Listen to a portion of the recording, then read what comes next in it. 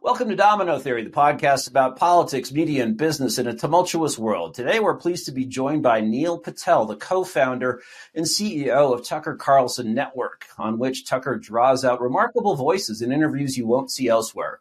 Neil is also the co-founder and publisher of The Daily Caller and was the chief policy advisor to Vice President Dick Cheney during the Bush administration.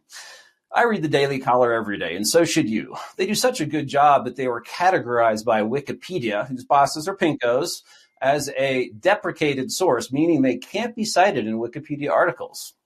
If you're ever extremely bored, look through the comments on how they got this designation back in 2019, which is now under reconsideration. I'll give you the short version. Progressive bedwetters didn't like the news they were conveying.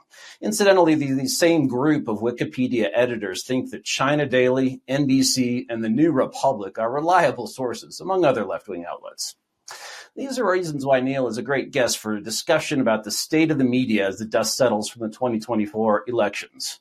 And that discussion ought to lead to a follow-on discussion about the type of media that America deserves and whether we'll ever get that. Because we surely deserve better than what we have.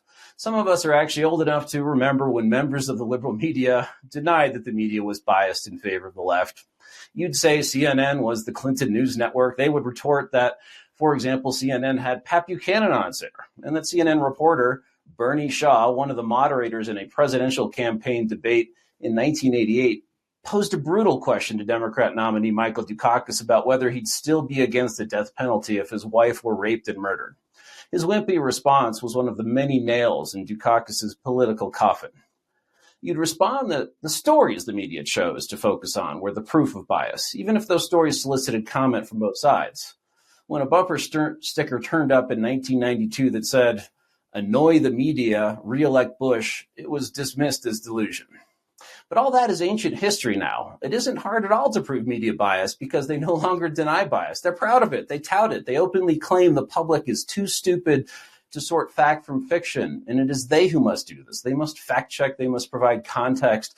The New York Times, which to its credit, has actually figured out how to survive and make money in the brutal business climate for media, topped its homepage the whole week before the election, not with news, but with propaganda against Trump from its opinion columnists. Incidentally, it's worth taking a look at their lineup, pictures of their writers. There's not a smile among them. They are oh so serious, or some might say oh so insufferable.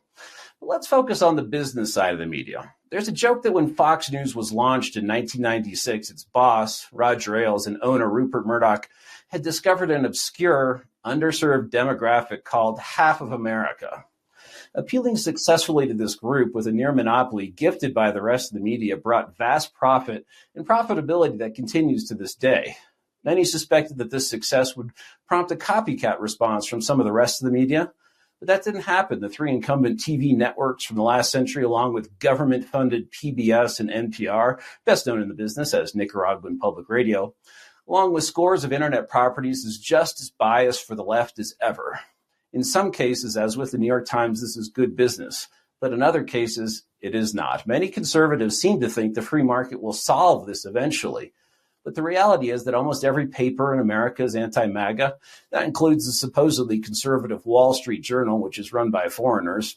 You'd think no one under 100 would still be watching network news, but ABC can still land 7 million viewers for its evening news. NBC can get around 6 million, and the sad frumps over at CBS can get 4 to 5 million. So compare that combined 17 to 18 million people with Fox's highest rated show, The Five, which usually gets 3 to 4 million viewers. There's the question of what, if anything, Republicans in the incoming Trump administration can and should do about this situation. And does it matter as I have described it? Notwithstanding the numbers I just cited, podcasts, which aren't new, seem to be playing a much bigger role in the news all of a sudden. So do commentators on X or TikTok. My co-host Mark Simon has previously observed that comedians who dabble in news and keep it funny, as opposed to the preachy old progressives of late-night network TV, are more trusted than journalists. Mark was a senior executive at Next Media, which created the wildly popular Apple Daily newspaper in Hong Kong before communist officials ended press freedom in the former colony in 2019 and shut the paper.